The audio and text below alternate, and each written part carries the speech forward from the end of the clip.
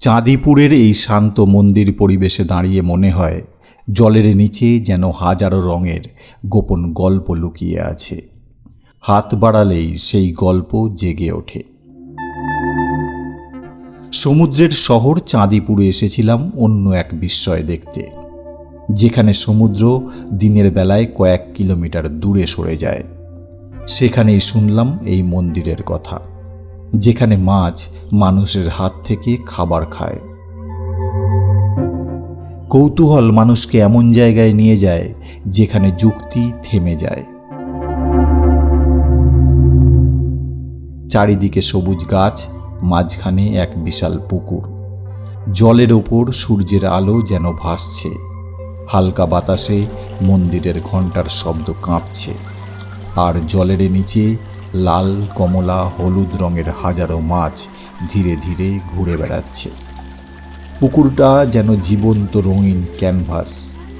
হাতে একটু খাবার নিয়ে জলের ওপর ছুঁড়ে দিতেই হঠাৎ যেন পুকুরটা নড়ে উঠল। শত শত মাছ একসাথে ভেসে উঠল, এক উজ্জ্বল কাঁপতে থাকা ঢেউয়ের মতো।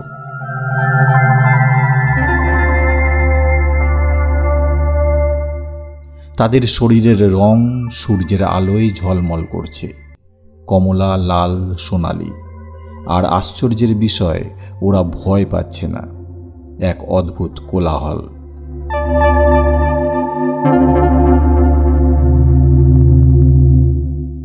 লোকেরা বলে এই মাছগুলো নাকি ভগবানের মাছ, তাদের ক্ষতি করা পাপ।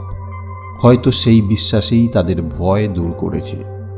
মনে হচ্ছিল মানুষ আর প্রকৃতির মাঝে যদি একটু শ্রদ্ধা থাকে, তাহলে দূরত্বটা খুব বেশি থাকে না।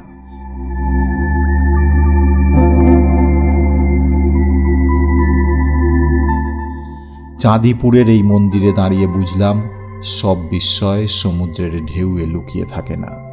কখনো কখনো একটা শান্ত পুকুরের জলের মধ্যে হাজারো গল্প লুকিয়ে থাকে। সেই গল্প শুনতে হলে শুধু একটু থামতে হয়, কারণ পৃথিবীর সবচেয়ে সুন্দর জাদুগুলো শব্দ করে না, ওগুলো নীরবে ঘটে, জলের ওপর ভেসে থাকা হাজার রঙিন মাছের মতোই।